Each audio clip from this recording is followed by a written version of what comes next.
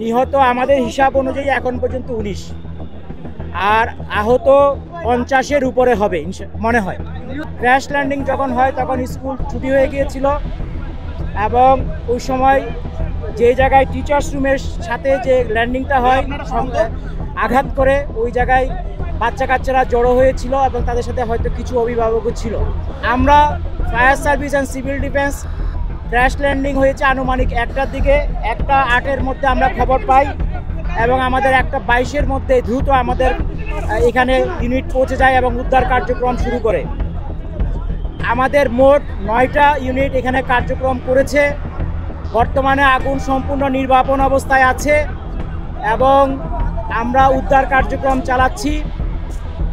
উদ্ধার কার্যক্রম একটু আগে আপনারা দেখেছেন ক্রেন নিয়ে যাওয়া হয়েছে এয়ারক্রাফটের পিছনের যে ফিউজিলাজ বলে ওই অংশটাকে টেনে বের করার জন্য।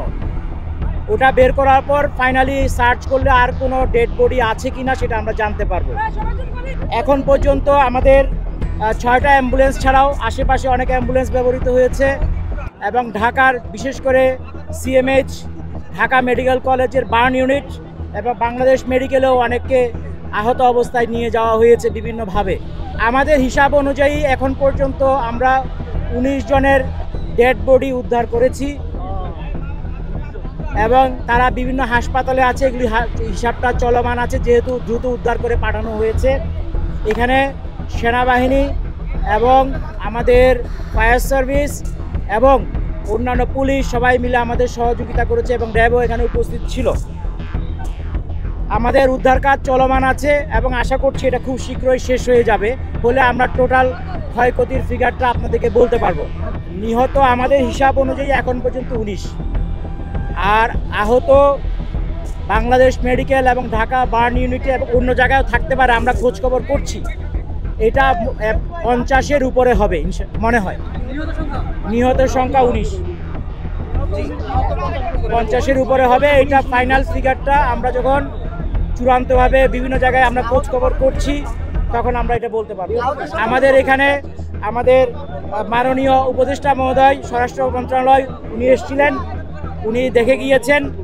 এই ছিল আজকে এখন পর্যন্ত আপনাদেরকে দেওয়ার মতো সংবাদ। এটা একটি দুঃখজনক ঘটনা। আমরা এটার জন্য আমাদের যারা মারা গিয়েছেন এবং যারা আহত হয়েছেন সবার আরোগ্য কামনা করছি এবং ফ্যামিলির প্রতি আমাদের সমবেদনা জ্ঞাপন করছি এবং আমরা আমাদের সর্বোচ্চ চেষ্টা দিয়ে যতটুকু সম্ভব উদ্ধার কার্যক্রম চালিয়েছি। সবাই মিলে সহযোগিতা করেছে, ভলান্টিয়াররা সহযোগিতা করেছে, স্থানীয় কলেজ স্কুল কলেজ প্রশাসন সহযোগিতা করছে। সবার মাধ্যমে আমরা কাজটা মোটামুটি শেষ পর্যায়ে নিয়ে এসেছি। যারা নিহত এখনো তাদের পরিচয় আমরা জানতে পারি, সময় লাগবে। আমাদের ধারণা অধিকাংশ এখানে আমাদের